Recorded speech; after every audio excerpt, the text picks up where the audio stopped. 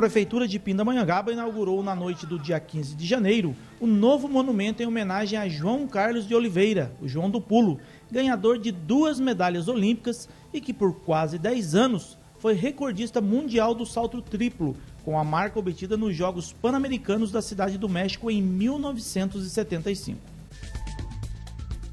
O conjunto da obra fica na rotatória da Avenida Nossa Senhora do Bom Sucesso, principal via de acesso para quem chega à Princesa do Norte pela Via Dutra. Espaço que, desde 2002, homenageia o ex-atleta que também ganhou 3 títulos da Copa do Mundo de Atletismo e foi tetracampeão pan-americano. O espaço é um dos locais que presta homenagem ao ídolo em sua terra natal.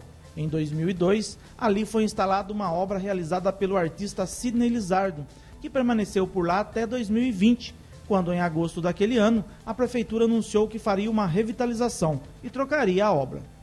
Em 26 de novembro de 2020, uma nova estátua, feita por Irineu Migliorini, foi instalada, mas recebeu muitas críticas e acabou sendo retirada um dia depois. Após o episódio, a Prefeitura buscou uma nova solução e coube ao artista espanhol Hugo Lucas, morador de Lagoinha, a missão de criar a nova homenagem que agora pode ser vista por aqueles que passam por aquela região. Durante o evento, que reuniu, entre outros, autoridades municipais, familiares do ex-atleta, amigos e convidados, os feitos do medalhista olímpico foram relembrados e celebrados pelos presentes. Um vídeo com João Carlos de Oliveira agradecendo após receber uma homenagem, seguido do famoso salto triplo com a marca de 17,89, recorde mundial que durou por quase 10 anos, emocionou os presentes e antecedeu a inauguração da nova estátua. Está oficialmente inaugurado essa estátua maravilhosa. Parabéns ao artista, parabéns ao treinador do João do Pulo. A nova obra tem 8 metros de altura e foi construída em fibra de vidro com estrutura metálica, recebendo uma pintura com efeito de bronze envelhecido. De acordo com Hugo Lucas, o projeto foi realizado em 3 meses e contou com a visita de familiares ao longo do processo. O artista enfatizou que foi um grande desafio, mas ao mesmo tempo uma oportunidade de mostrar a sua arte para a região. Foi um desafio, né, até pelo tamanho, pelo porte dessa estátua, mas por outro lado foi uma grande satisfação, né, por representar esse personagem tão importante no Vale e também por me apresentar, né, apresentar meu trabalho, foi uma oportunidade de apresentar meu trabalho na região que eu moro há 20 anos, só que eu não tinha assim ainda obras como esta, né, expostas. Eu tenho 2 em São Luís do Paraitinga, tenho outra em Lagoinha que eu acabei de fazer, um busto do Padre Osmar. Mas assim, essa obra aqui é de grande destaque, né? E para mim só me dá satisfação, né? Óbvio. Hugo Lucas também explicou que a obra foi feita meio esculpida e meio moldada. Eu modelei em argila, assim, mais detalhes, cabeça, mãos e pés. E já o resto do corpo foi esculpido em isopor. E aí foi tirado o molde, né? A gente tira um molde ou de fibra ou de gesso para fazer a original em fibra de vidro.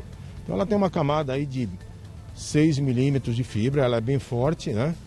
E tem estrutura metálica dentro dela que dá essa resistência, né? Tem ferro fazendo um esqueleto dela, por dizer assim, né? O prefeito de Pindamonhangaba, Israel Domingues, falou sobre a nova obra e sobre sua importância. Eu acho que a ideia que a gente queria era trazer a figura do homem, né? Do homem que, mais do que vencer, ser recordista no salto, ficou muito tempo recordista até quebrarem, né? Mas a gente queria trazer a figura do homem que quebrou um outro recorde, né? O recorde de vencer o preconceito, né? Da sua época e o preconceito que existe até hoje, né? E eu falava que em algumas cidades elas homenageiam às vezes personalidades que tiveram uma passagem nessa vida, uma história, e branco de uma forma com muita naturalidade, né?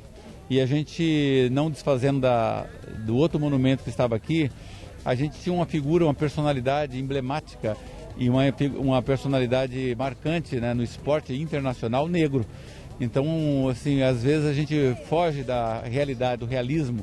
Então a gente queria colocar um negro aqui, o negro, o João do Pulo, reconhecido pela nossa história, como um homem que deixou uma história e está vivo.